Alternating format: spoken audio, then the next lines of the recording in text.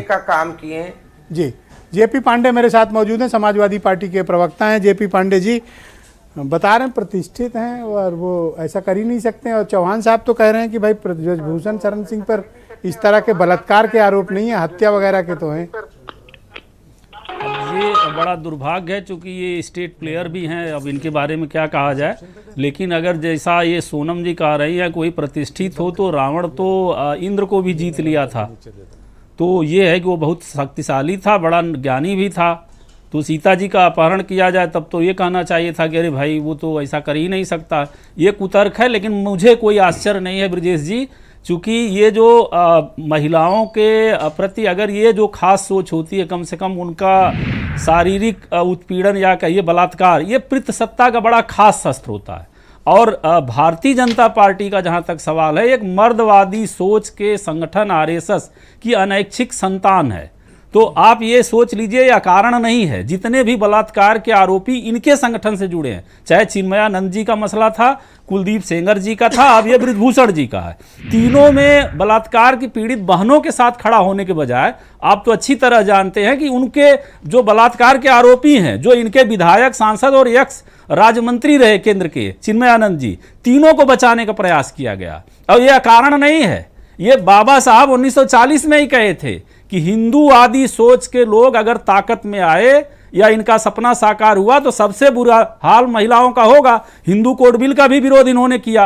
अब जहां तक ब्रजभूषण शरण सिंह जी की बात है, तो आप अच्छी तरह, मुझे तो बड़ा आश्चर्य ये हो रहा है कि जो ये सोनम बहन बैठी हैं भाजपा से ही हैं, या फिर कहिए कि जो स्मृति ईरानी सहित तमाम इनकी आधी आबादी की फायर ब्रांड नेता हैं, उनको अगर स्मृति जी की अपनी बेटी पे आंच आती है तब तो वो 8 अंगुल का मुंह फैला के लगता है कि सबको खा जाएंगी।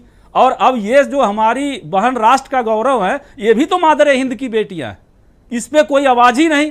राजनीति अलग है, लेकिन ये तो इतना खतरनाक। एक और खतरनाक ट्रेंड चल रहा है कि इसको जाति की लड़ाई और स्टेट की लड़ाई से जोड़ा जा रहा है कि वो ठाकुर हैं, वो जाट हैं और जाट कब्जा करना चाहते हैं, इसलिए हर चीज को इस पे अपराध को जाति से जोड़ना, खेल को जाति से जोड़ना। ये अरे जब विनेश फोगाट जीतती हैं, साक्षी मलिक जीतते हैं, नीरज चोपड़ा जीतते हैं, जेपी पांडे जी, कोई जाति नहीं जीतती। आपकी पार्टी याद करिए, वही पार्टी है आप। सोनम जी बीच में ना बोलिए, पहले राउंड में हमारे यहाँ इंटरप्शन की इजाजत नहीं। पहले राउंड में इंटरप्शन की इजाजत नहीं है, सेकंड राउंड में आप बोलिएगा।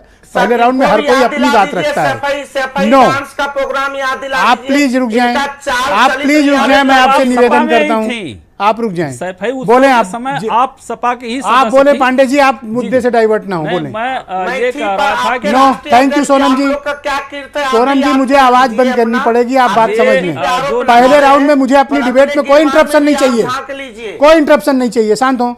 बोलिए पांडे जी। जी मैं ये कह रहा था, ये बड़ा अच्छा आप कहे कि ये जो नरेटिव है, चूंकि उत्तर प्रदेश में जिस तरह से ये एक नरेटिव हर चीज का, चाहे अपराधियों के विरुद्ध कार्रवाई हो या प्रेस मीडिया किसी के विरुद्ध भी, तो एक तुरंत एक सांचा इनका था, जाति धर्म से जोड़ते रहे। और अब ये इससे बड़ा दुर्भाग्य क्या होगा कि इनको यही नहीं मालूम कि अखिल भारतीय स्तर पे जब राष्ट्रमंडल में, एशियाड में या ओलंपिक में वो हमारी रहनुमाई करती बने तो भारत का प्रतिनिधित्व करती। आपकी पार्टी खुलकर क्यों नहीं विरोध कर रही है ब्रजभूषण शरण सिंह के इन कारनामों का? नहीं, हमारी पार्टी देखिए, जो कोई आपकी पार्टी से गया नहीं धरना प्रदर्शन में?